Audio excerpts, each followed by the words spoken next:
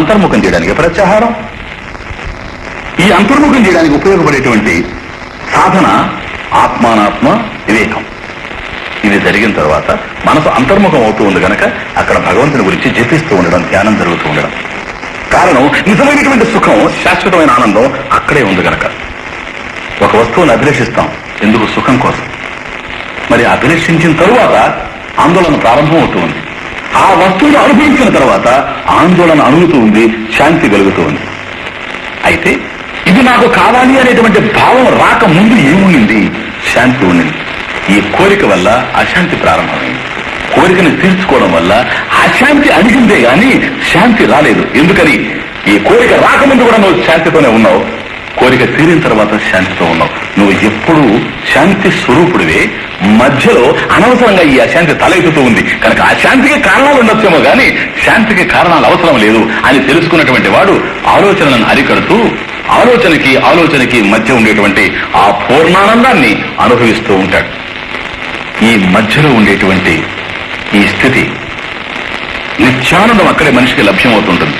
అది పెరిగే కొద్దీ ఆలోచనలు తరుగుతూ మనిషిలో ఉండేటువంటి ఈ ప్రశాంతత పెరిగే కొద్దీ ఒక దశలో ఇది సమాధికి దారితీస్తుంది.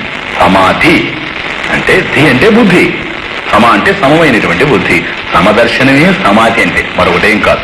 అంతటా ఉండేటువంటి పరమాత్మని దర్శించడం, ప్రతి వస్తువులో కూడా పరమాత్మ ఎట్లా నిండి నిబిడీకృతమై ఉన్నాడో తెలుసుకునేటువంటిది ఏదో అదే సమాధి. కాబట్టి సమాధి సమదర్శనం రెండు ఒకటే.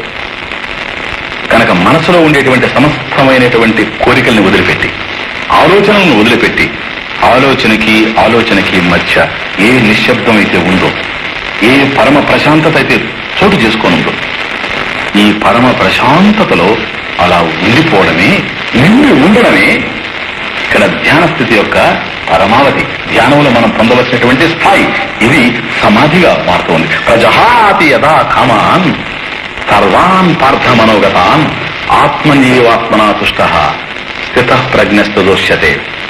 మనసులో కలిగేటువంటి సమస్తమైనటువంటి కోరికల్ని విడిచిపెట్టి ఎవడైతే అలా విడిచి తన ఆత్మలో, తన ఆత్మ చేత ఆత్మానందాన్ని అనుభవిస్తూ ఉన్నాడో అటువంటి వాడు స్థిత ప్రజ్ఞుడని భగవద్గీత 2వ అధ్యాయంలో శ్రీకృష్ణ పరమాత్మ మనకు తెలియజేస్తారు. ఎప్పుడైతే తనలో ఉండేటువంటి ఆనందాన్ని అనుభవిస్తూ ఉండాడో అంతటా ఉండేది అదే గనక ఆంతర్యంలో జ్ఞానం కలిగింది. దృష్టిని జ్ఞానమయం కృత్వా పశ్యత బ్రహ్మమయం జగత్. ఆంతర్యంలో ఎప్పుడైతే జ్ఞానం కలిగిందో ఈ ప్రపంచం అంతా కూడా బ్రహ్మ స్వరూపంగా తెలుస్తుంది అతనికి. ఇదే సమాధి. ప్రాణాయామం, ప్రత్యాహారం, నిత్యానిత్య వస్తు వివేకం, జపం, సమాధి. ఈ సమాధిలో సమదర్శనం, అంతటా ఉండేటువంటి భగవంతుడే గోచరిస్తూ ఉంటాడు. భద్రాచల రామదాసు తన అనుభవంలో నుంచి అంత రామమయంగా చూస్తూ ఒక కీర్తనలో గానం చేస్తారు.